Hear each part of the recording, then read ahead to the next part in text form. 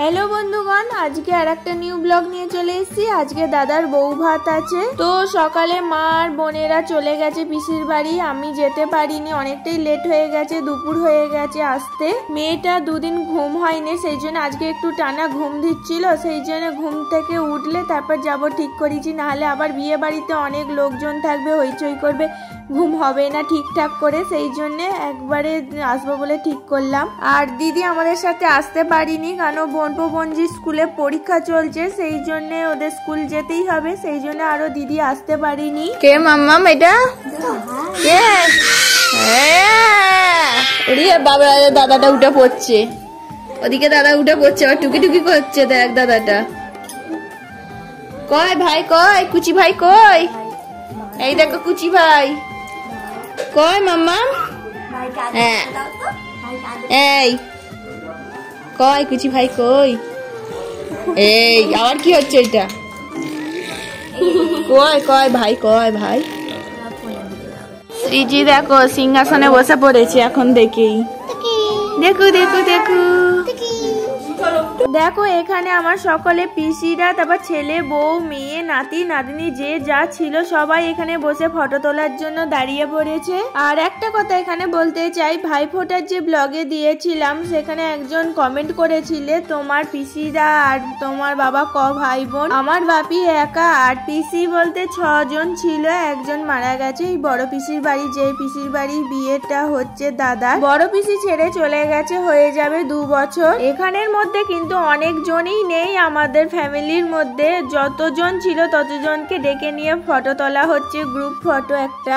অনেকেই নেই, অনেক সবাই থাকলে বেশ ভালো হতো, তাহলে তো বারান্দাটা একদম পুরোটা ভরাট হয়ে যেত। তোমরা কি এই ভিড়ের মধ্যে শ্রীজিকে খুঁজে পাচ্ছ? দেখো শ্রীজি কিন্তু স্থির হয়ে একটুও দাঁড়িয়ে নেই, সব সময় ছটফট করছে।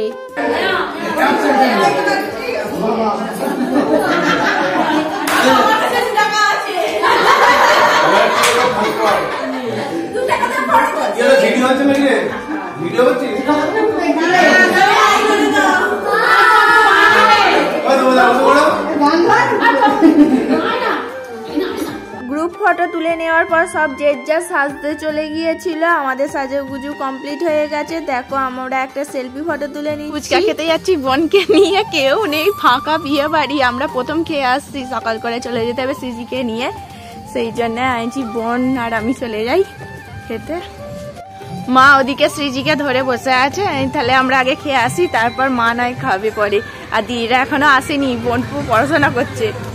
এই সবে তো সন্ধে হয়েছে, সেই জন্য খুব একজন লোকজন বেশি ছিল না। আমি আর আমার বোনই ফুচকা খেতে চলে গিয়েছিলাম। মেয়ের বাড়িতে যে ফুচকাওয়ালাটা করেছিল এখানেও সেই ফুচকাওয়ালাই করেছে, দেখো একই লোক। আমি আবার বারণ করছিলাম, আগের দিনে যেরকম আমাকে ফুচকা পাতার উপর দিয়ে যাচ্ছ সেইটা যেন করো না, কারণ ভিডিওটা আগের দিনে এসছে, তোমাকে দেখিয়েছিলাম। আজকে কিন্তু একটা একটা করে খেতে দাও ভালো করে। বৌদির সাজ কমপ্লিট হয়নি বলে সেই জন্য আগে আমরা ফুচকাটা খেয়ে এসেছিলাম। আর এখন দেখো এই বৌদি এখানে চলে এসছে, দেখো সবাই ঘিরে ধরেছে ফটো তোলার জন্য।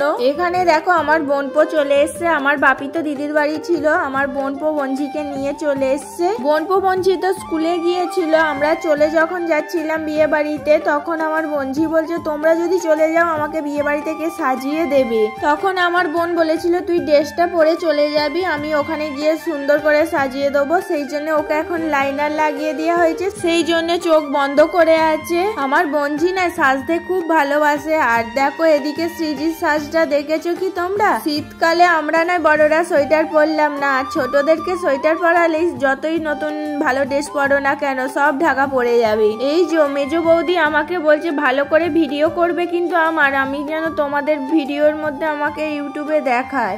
আর আমার মেয়েটাও হয়েছে মাইরি, কি বলবো, আমাকে ছাড়া অন্য কোনো কলে যাচ্ছেই না কারোর কাছে।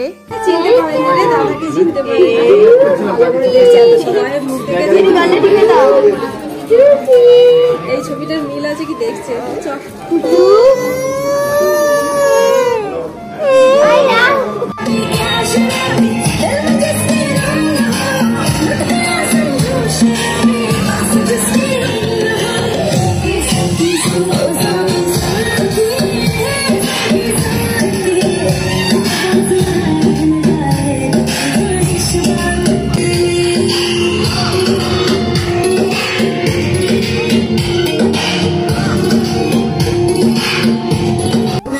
সকলে ডান্স করছে, সেই জন্য শুনে আমিও চলে গিয়েছিলাম মেয়েটাকে নিয়ে একটুখানির জন্য ডান্স করে চলে এলাম। আর বৌদি খুব সুন্দর নাচছিল।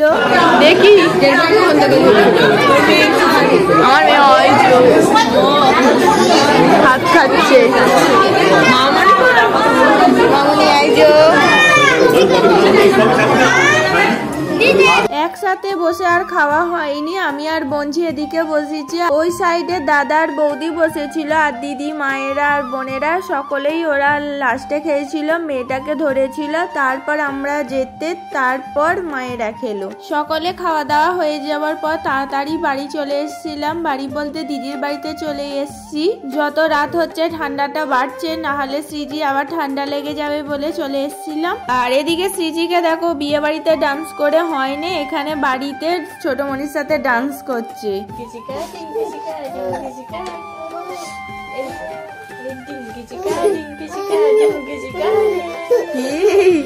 খুব মজা নাচাচ্ছে, খুব ভাল লাগছে।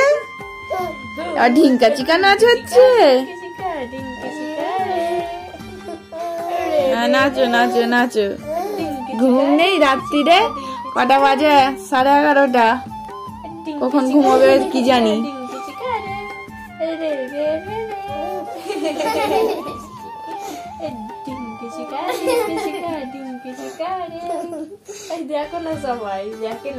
আমি দেখছি মাম্মা।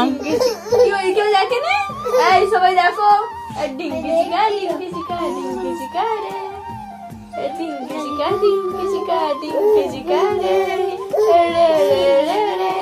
আমার পুতুল রানী, আমার পুতুলকে আবার নাচো।